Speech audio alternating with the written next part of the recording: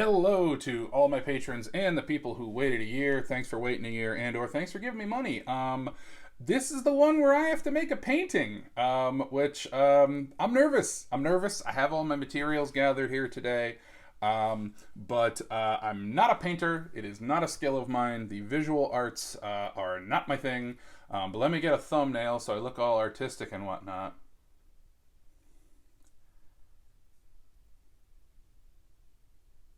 Hey, there's me making a painting. All right, so yeah, excited for this one. This one involved a lot of research because it is not a random Wikipedia one today, so I kind of semi-actually know what I'm talking about. Also, I feel like this one's going to be a little more laid back, and also you'll get to chill. Also, the power went out this morning, so it could go out during this episode. We'll find out. Isn't everything fun forever? It's great to live in Maine. Let me think of an opening line here. I just want to warn everybody that I'm not an artist. Unless podcasting is an art form.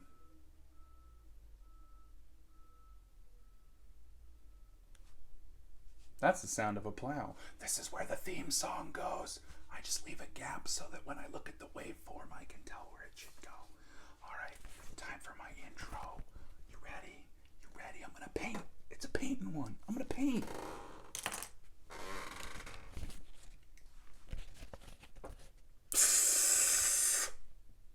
You're listening to Fix My Carcast, hosted by Bear Claw Billy, and this is episode 118. Comedian and musician Keith Hebert is in his blue period, but first, housekeeping. This is the show where you pick what I say and how I say it. Pick a topic or prompt by donating to the GoFundMe, and vote on the gimmick by joining my Patreon for just $1 a month. Join at the $5 or higher level and also get bonus episodes and behind-the-scenes footage. Links are in the description. Also down there, merch. Get yourself some merch.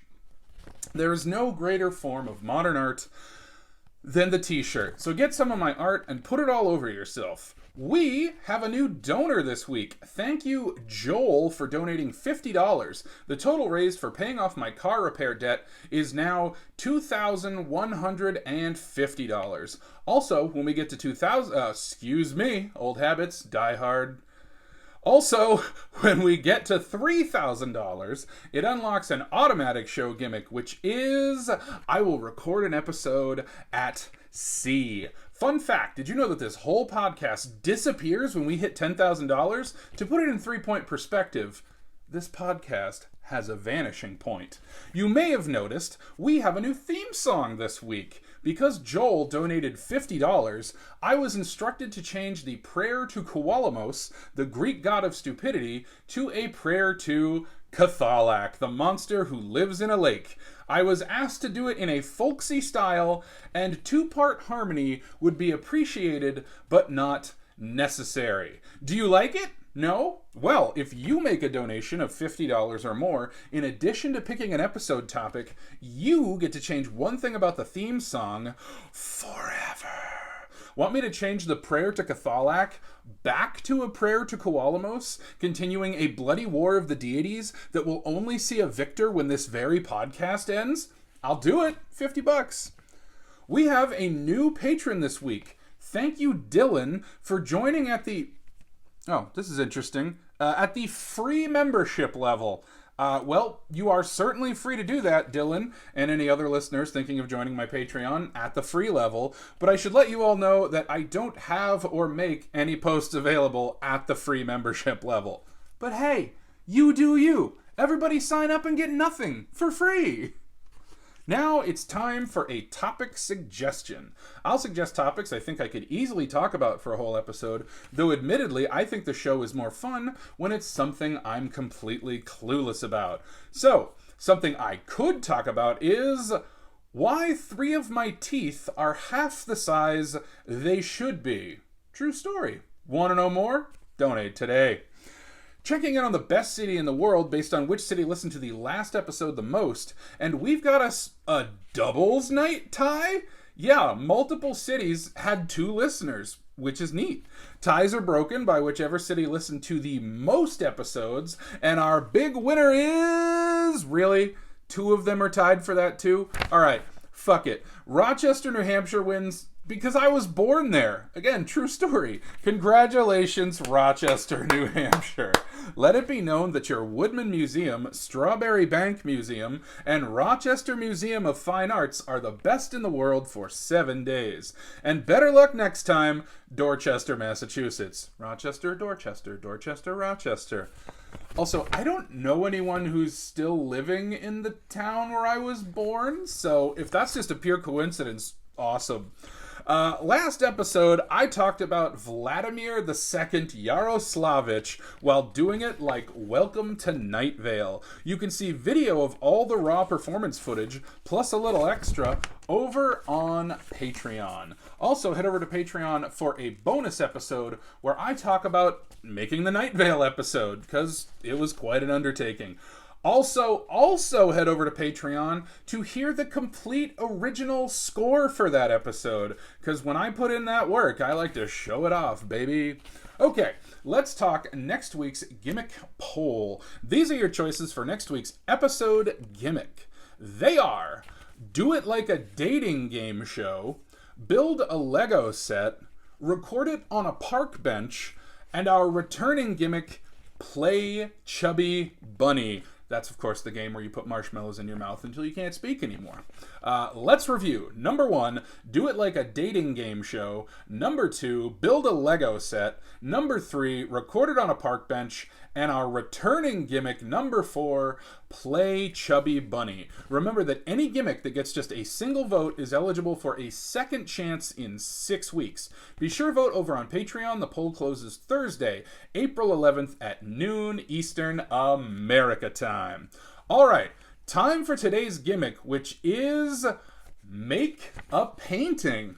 Of course, gimmicks don't start until housekeeping is out of the way, in case any of them prevent me from sharing vital information. But now, we are entering the gimmick zone. From this point on, gimmicks are active and everything is improvised.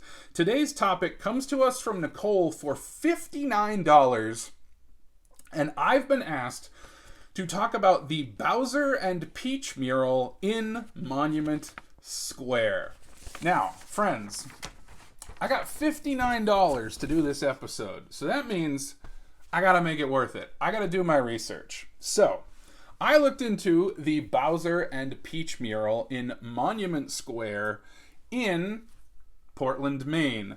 And let me get you the exact location of said mural if you want to see it for yourself. The mural is at 482 Congress Street in Portland, Maine. It is at 207 Art Gallery, possibly once referred to as Honeybee Art Gallery. That was information I got from the topic sponsor, Nicole. I'm not familiar with this art gallery, with either name, but according to Nicole, it used to be called Honeybee Art Gallery. It is now 207 Art Gallery. I'll tell you a little about the mural, and then I'll tell you a little bit about my investigation. It is hard to read notes and also paint. I am supposed to be painting while I do this.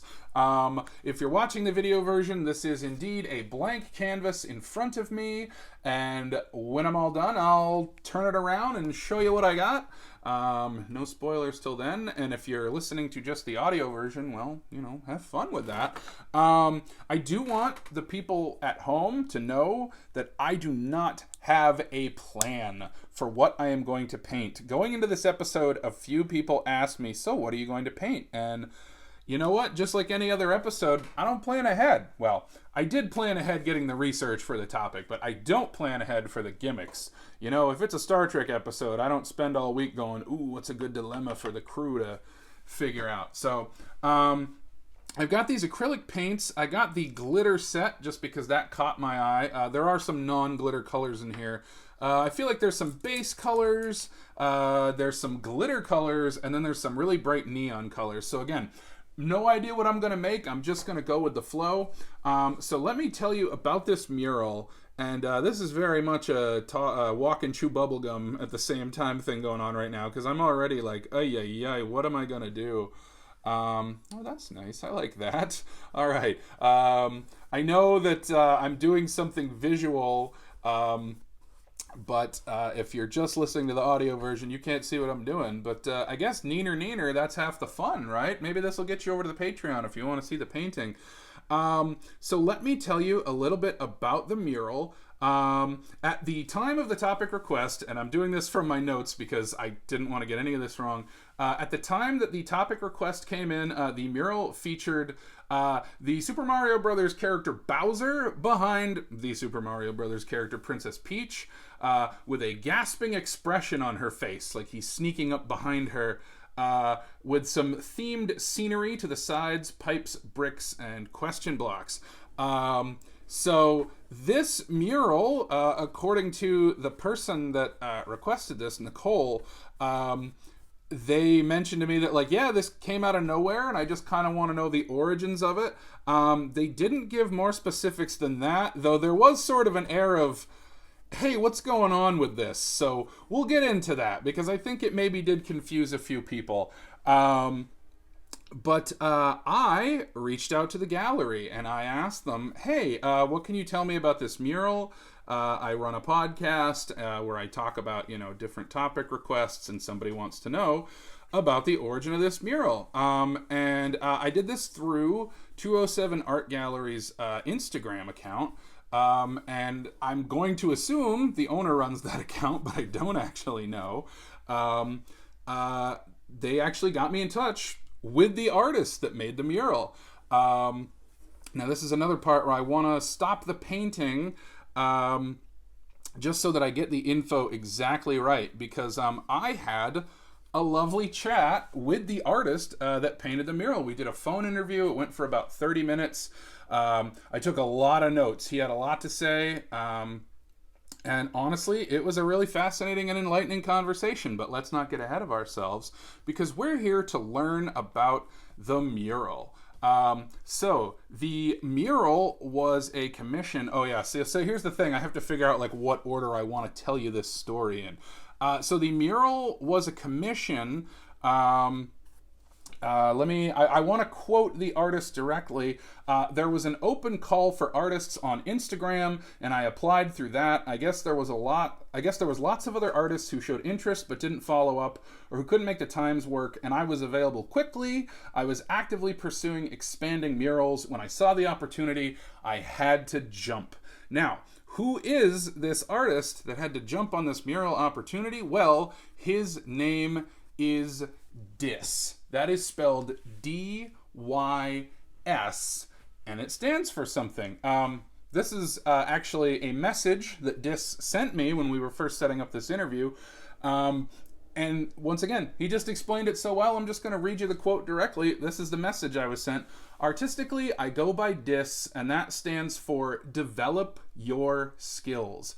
And that is a mantra for me, a reminder to keep getting murals up and keep developing skills artistically, but also with marketing, sales, networking, estimates, sales contracting, etc. So yeah, that's the backstory of this artist.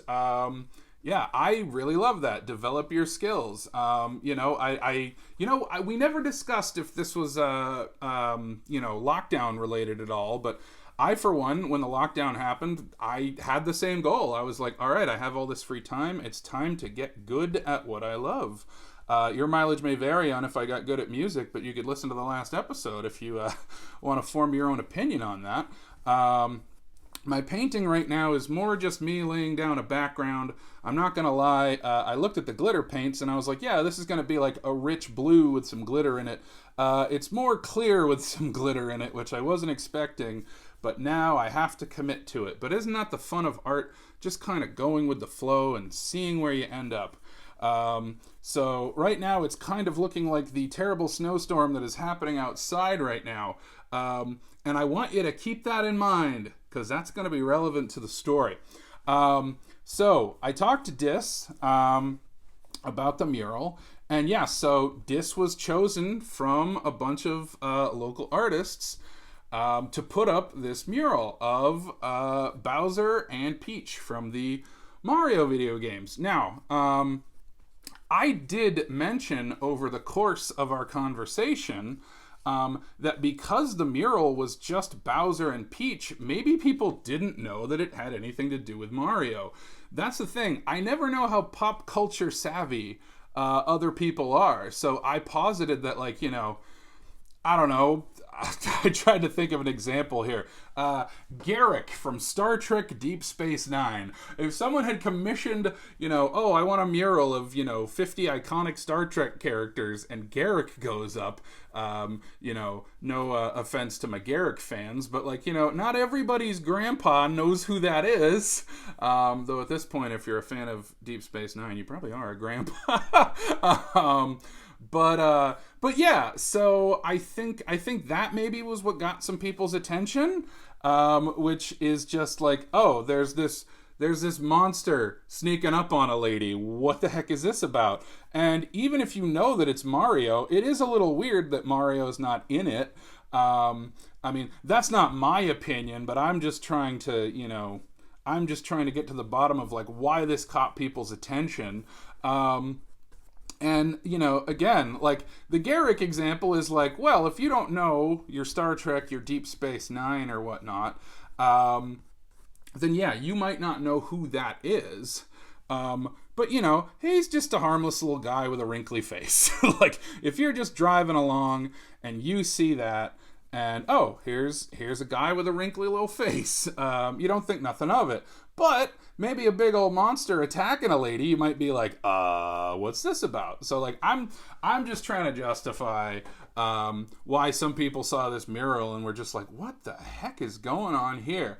And I'll admit, when I first saw it, I too was like, oh, yeah, that's kind of weird. I mainly just thought, like, it's weird, it's just them, like, is there a statement here? What is being said? And so I went right to the source. I went to the person who painted it. And, is this, a transgressive work using the characters of Mario to say something? And, spoilers, but no. That's not really the goal. I can actually go to Dis's words specifically. I've got my notes here. I want to make sure that I quote this properly. I forgot to put a little pre-fold in my notes. So that's a bad idea. But guess what? I get to tell you what Dis was actually initially planning before going for the Mario characters. So once again, this is Dis in his own words. I had originally thought more along the lines of tie-dye with some fruit characters that I had previously done, something more I had been playing with then. But honestly, the Mario characters, since I was working with those, had really inspired me. Seeing the new movie was awesome. I feel like they executed it very well, and they managed to blend all the parts we wanted to see from all the oldest and newest put together. So yeah, wasn't even planning on doing a Mario mural, but saw that movie and was like, hey, let's do some Mario characters. And so yeah, so I thought that was really cool. And I did also want to know, because I feel like Dis was nice enough to grant me this interview. I feel like the least I can do is tell you where you can see more of Dis's art.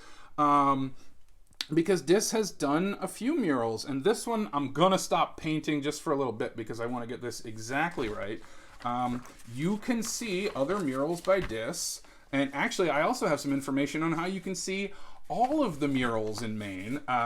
So yeah, this is from Dis. I do have a couple other murals. There is one on what used to be Maine Vibes Tie-Dyes in Raymond, Maine. It is a large tie-dye spiral that is still running to this day for anyone who'd like to go see it. It's right next door to Burning Moon Tattoo and the East Shore Tavern. Other than that, I also painted a mural for the Paint the Crate event at Highwire Hydroponics and Skunk Circus and the Sideshow. All three of those businesses are related, and they're also in Raymond. They're a disc golf course, a cannabis shop, and a grow supply shop. I don't have it here in my notes, but I think he said 2 of the 3 are still functional, but I don't know if he specified which one had gone under. And my apologies, I forgot to get that for my notes. Nicole, I owe you a couple of bucks back. Sorry for fucking that up. I've got a good... I think I've got a good background laid down for my painting here, so I should probably try to start getting to the meat and potatoes. It's probably no surprise that I'm going to go abstract because I am not a painter. I did some sketching in college, I haven't done any like serious painting since high school, so this is all brand new to me. Oh, and I didn't get to. Oh, good. I actually made a category that says mural map. So good for me. So this is really cool. I learned about this from our conversation. There's a map of murals in Maine. So if you live in Maine or you're visiting Maine and you want to see murals in Maine, go check out this map. This is a quote from Dis. Dis apologized during our interview for not knowing the name of the place. I looked it up. I believe it's called Creative Portland. And Dis says they have a mural map. I'm hoping to get on it also. It seems to be they'll be doing tours, like hop on a bus kind of thing and go see them. So that's pretty cool. You can take a mural tour of Maine if you want to see other murals from around the state. Oh boy, yeah, this glitter paint is not what I was expecting, but I kind of like what it's done to my canvas here, which you don't get to see either if you're listening to the audio or the video version, because I have strategically turned the canvas away from the camera so that y'all can get a little surprise at the end. So stick around to the end to see what it looks like, or fast forward. I won't tell anybody. So yeah, that's the deal on the mural map. Would you like to know about the materials used? This is really cool. According to Dis, that entire thing is done with spray paint. There's no roller paint or anything like that. That is all hand spray painted. All spray paint top to bottom. Dis really, really wanted you to know that that's all spray paint, which I assume's got to be, harder to work with than physically touching the brush to it. I guess it's the theremin of paint. Does that comparison make sense to anybody? No? All right. All right. Putting the glitter blue away. Again, it's more clear paint with blue glitter in it. But all right. By the way, I'm sure wherever you're listening to this, you can probably see the runtime. I'm just gonna chillax on this one. I'm making a painting, so this one can run long. Not that there's long on this show, but I usually try to keep them to 30 minutes. But we're gonna go all out because I had a really great conversation with Dis, and I got a lot to tell you. By the way, here's some more information about the mural. First of all, it's untitled. We got real far in the interview before I realized, oh, shit, I should probably figure out what the title of the work is. So yeah, it is untitled. And I suggested some titles and never do that. Don't do that to an artist. Like, ooh, I really like this shade of paint. Adding a little purple here. I started jokingly suggesting some titles for it, and then I was like, what am I doing? Not being serious, that's for sure. Oh wow, okay. Boy, I have not painted in a while, and have no plan for what I am doing. So yeah, and a fully untitled mural. And this was a really interesting tidbit about it. So one part of the mural was specifically commissioned to look like the gallery owner's French bulldog. I did not even notice, looking at the mural, that any part of it had anything dog-like in it. But I will say, I remember a teeny little voice in the back of my mind saying, one of these Mario characters doesn't look right. And that was the Bullet Bill. If you are not familiar with the Mario games, it's that giant bullet that pops out sometimes, and Mario's got to jump over it. Mario's got to look out. And so, the Bullet Bill looks like the gallery owner's French bulldog, whose name I do not have here, but I thought that was an interesting detail. I will also say, when I asked the owner of the gallery seemed to suggest that this is all Dis's thing. And it's like, I don't know, that seems to contradict with what Dis told me, which is specifically ordered to put a French bulldog in there. Sure, okay. I mean, I've done my own share of commissions. Like, you put as much of yourself in there as you can, but you also do what the client asks. Oh, this is a flower now. Sorry, I just kind of experimenting with brush strokes, and I'm like, yeah, you're a flower. That's what you are. Okay. This is fun. Painting's fun, you guys. You should paint. I'm sure Dis would tell you that. There is a French bulldog in the mural. And actually, the full mural contains which Mario characters? I have it here. Mario, Luigi, Bowser, Princess Peach, a Goomba, and a Bullet Bill, as well as scenery from the Mario games. And so that's what we got. You may notice that at the beginning I said it was a mural of just Bowser and Peach. And I'm kind of working my way to the big controversy about this painting. That's right, controversy. Now, I do have another quote from Dis about how the piece was received. Yes, I have a section for popularity and I have a section for controversy. Let's do popularity first. This is another direct quote from Dis.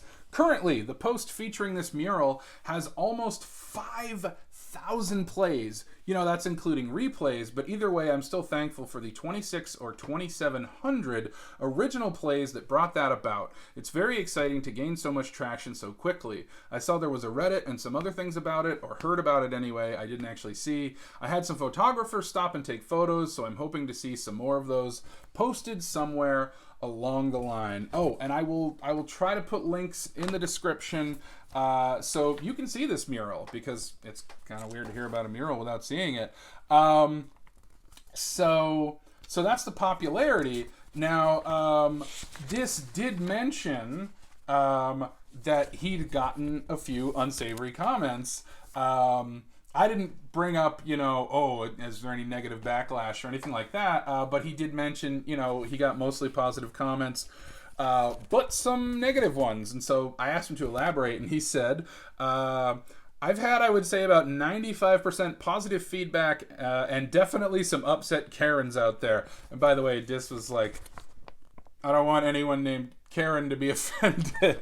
I think if any actual people named Karen are listening to my show, they are familiar with the concept of a Karen. Sorry we ruined a name, but guess what? We did it to Ethel too. So eventually time's coming for your name. We got into it.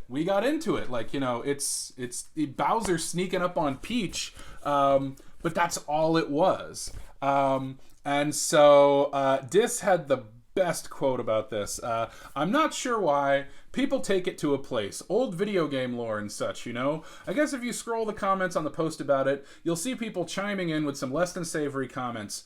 Not really the intent, but... and then the quote that I feel like just brings it all home. This princess gets kidnapped by this giant dinosaur guy all the time. I didn't come up with that. That's Nintendo stuff, Well stated, Dis. I agree. And I have to find where it is in here. But yeah, like, Dis is a big fan of pop art. Dis uses other, popular characters in his work. I'm trying to find the quote, but one of his other pop art inspirations is a great supervillain, Plankton. He says he's always been such a hilarious character to me. His song, especially the fun song. I did go through Dis's Instagram account, which, again, I will link that in the episode, unless I didn't, in which case, yell at me. Sometimes I forget to grab the links, but I'm going to work hard on this one. Dis deserves it. So yeah, like Dis works with, Dis makes his own original characters, but he also likes to use other people's. Also, let's get into his stylistic inspiration. He says, I guess you could characterize it as a graffiti style that I'm into because I do some lettering and some characters. I do mostly Posca paints and illustrations. I haven't really got to sharing my art very publicly until recently, out of honestly being inspired by the other muralists you see getting up everywhere in Maine. So yeah, Dis just loves mural, as a medium, and is making a name for himself, and more power to him. So yeah, I think I've stalled long enough. We are at the 30-minute mark, according to my little recorder over here, which, yeah, that's time to reveal. So, big creepy monster sneaking up on a lady. It's from a video game. What's it saying? What's it all about? The answer is simply, it was unfinished. $59, Nicole. No, but for real, that's all it was. It was an unfinished mural. That's why it just had Bowser and Peach. And I'm sorry, it's just a funny coincidence. Cue the Curb Your Enthusiasm music.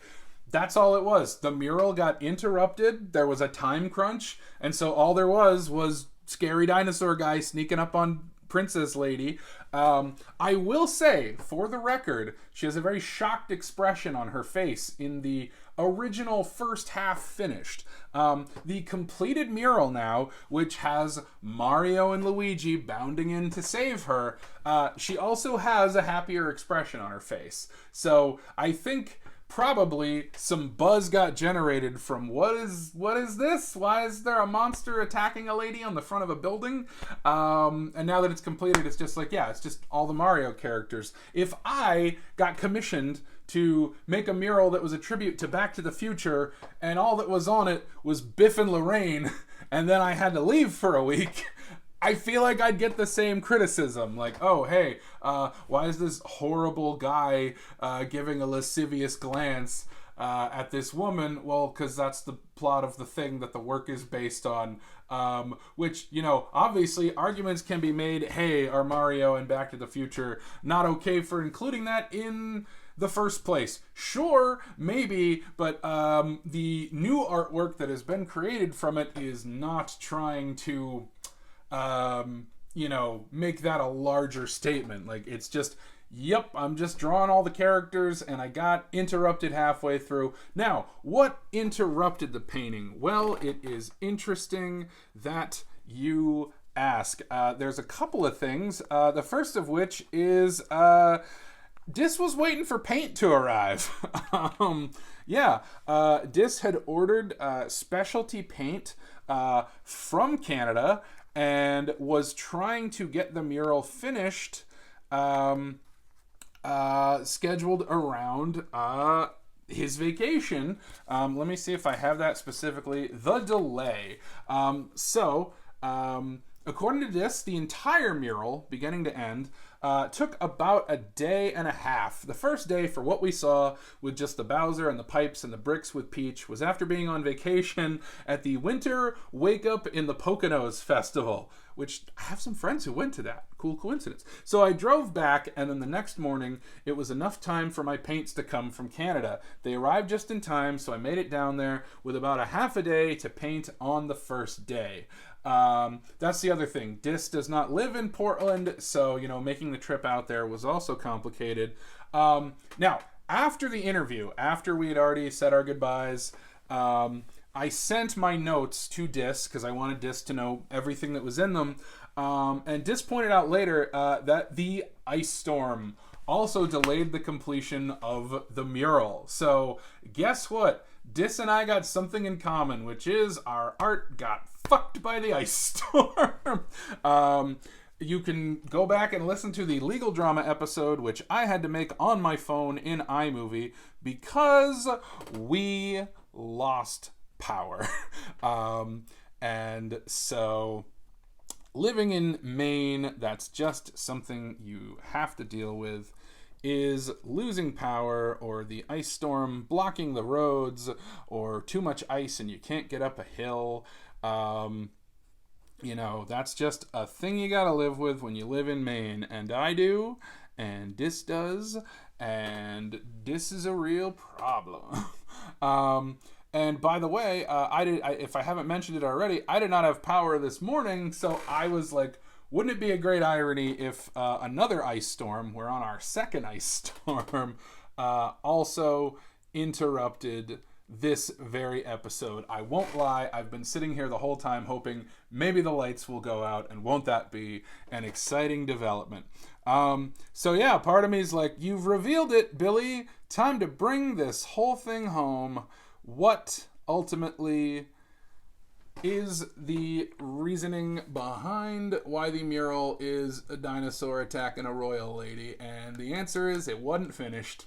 So that's your big answer. And I will say, I think it's a great mural, and I think you should support Dis. And the last bits of information I have are how you can support Dis. Especially because Dis was nice enough to give me this interview. Dis could have totally been like, oh, what are you, another one of these Karens? So I gotta thank Dis. Thank you so much, Dis. There's gonna be more episode because I'm not done with this painting.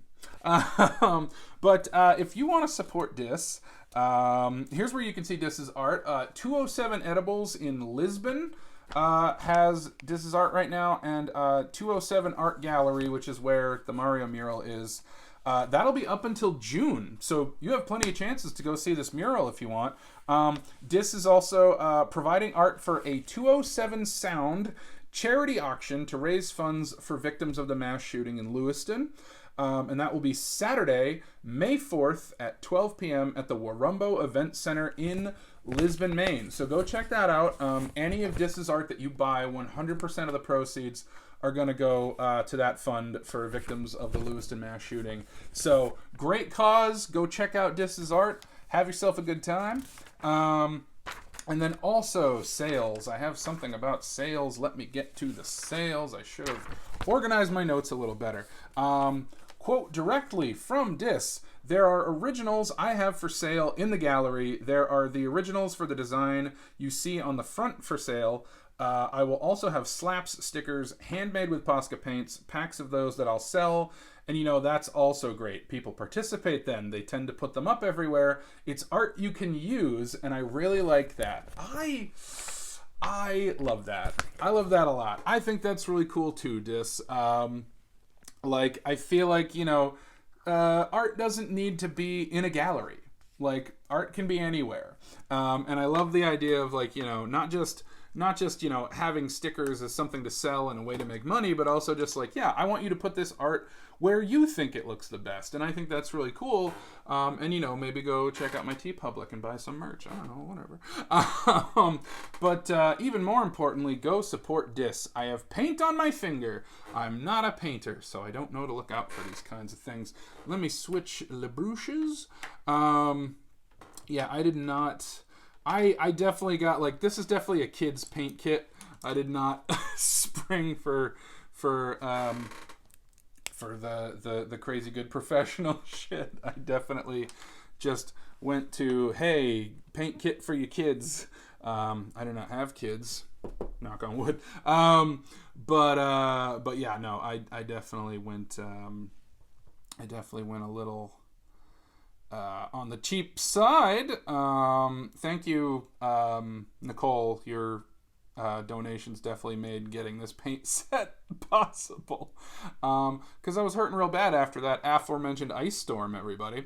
All right, I am putting some extra things in my painting. What is it of, you ask? That's up to you, the viewer. Now, I think other than what Posca paints are, because I didn't know, according to Dis, they're paint markers. They're acrylic paint markers. They give a really fat, opaque, thick, rich color. Well described. Are you a salesman for Posca paints? So I think that is just about everything that I have about the mural. Yeah, I think we have fully exhausted all the information about the mural. So I guess assignment accomplished. But what's really great is Dis and I kept chatting. We had really good conversations about art and like some of our inspirations and some of our philosophies. And I wrote this down, not a direct quote, but just something I wanted to remember. Dis mentioned his art style being influenced by the original elements of graffiti, and my brain went ding because I picked up that he was referring to the 4 elements of hip-hop, something I do know about. And if you're not aware, the 4 elements of hip-hop are graffiti, breakdancing, DJing, and MCing. I've heard some people argue beatbox is the 5th one, but the 4 elements. 4 elements. We'll get to that. I feel like it's beatboxers who argue that beatbox is the 5th one. And as someone who does that, even I'm like, let's just keep it to 4. To me, I think beatbox is just, another element of DJing and MCing. Like it's similar. But hey, let's not nitpick. So we chatted about how our art is influenced by hip hop. His paintings are influenced by graffiti. My music is influenced by DJing. And it was a really great conversation about how we got our starts in the arts. I would tape drum samples off the radio, and Dis would scribble in his notebooks. He mentioned specifically about getting a DARE workbook and just doing like little graffiti style doodles all throughout it. And that was how he got his start doing art. And yeah, same with me. I just wanted to be a musician so bad, but like we were poor. We couldn't afford any fancy, expensive musical instruments, so I just had to record, hey, I really like that drum in that one Shania Twain song. I better wait by the radio and hit the cassette record and grab it, and then later I can chop it up and do stuff with it. And then slowly I realized you can do that with computers, you can do that with all kinds of things. And so so that was how we got our starts. And then another thing that came up while we were talking about our art philosophies was actually impermanence in art. And I feel like this is really, I should have gotten more than one napkin because now I've got paint all over my grubby little mitts. There you go, there's some purple for you. Holy shit. Yep, I did not plan ahead very well, and I didn't grab enough things to wipe off my hands. I suck. And I'm bad. What was I talking about? Impermanence in art. Okay. I need a new, oh my God. I'm ruining everything. It was really fascinating to me when Dis brought up that, obviously when you do graffiti or when you paint murals, somebody might eventually paint over it, and like nobody wants their art ruined, but also there is something kind of beautiful to the fact that it's not permanent. And that's when I mentioned my podcast is designed to be impermanent, and I think that's kind of cool, is like, you better listen to it now because one day it's gonna disappear. And like, we really got into that. Like, same with these murals. So just, having that conversation and like really getting into just, that's really cool. The fact that our art is just going to go away one day, so you got to appreciate it while it's here. So, get on that mural tour. Because who knows? You never know what's going to make a mural go away. Somebody could paint over it, either with their own mural, their own graffiti, or it could just, it could get destroyed. I mean, what really is permanent? Am I right, folks? I don't know. Am I? You tell me. So that really stuck with me, and I now more than ever, I really encourage you to go check out Dis's work. He's also just a delightful fella. Like we had a really great conversation. I feel like we covered a lot. Like there was definitely a turning point where it was like, okay, this is not about the podcast anymore. Now we're just finding common ground and talking about cool stuff. So both my newfound friendship with this artist and the reason the mural looked a little off are the same thing. They're for the same reason. It was a happy little accident. And here is my painting. I don't know what it says to you, but as always, make art that people don't get.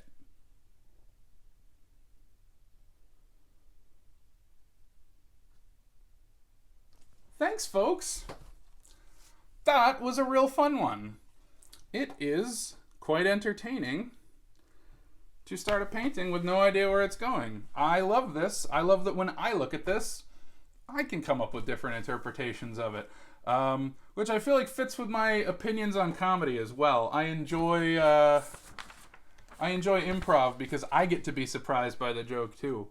So yeah, that was fun. And now a special reveal for just the video version, people. The next donation of $100, you can have this painting. Yep. You heard it here first. I feel like I wanted this to be special for the patrons because, you know, if you're a patron, then you're probably a real big fan of mine. So, yeah, the next donation of $100, and I will mention this on the regular show, but you get the sneak peek. Yeah, the next person to donate $100 will get this Bear Claw Billy original sent to them. If it's our German listener, maybe throw in a little extra for shipping. But, yeah, that's my art. And, you know, I'll admit it probably would be a little more intricate if I had more than 45 minutes. But there it is, and it can be yours. So, hope you enjoyed this, and, I don't know, good luck. Hope you have power.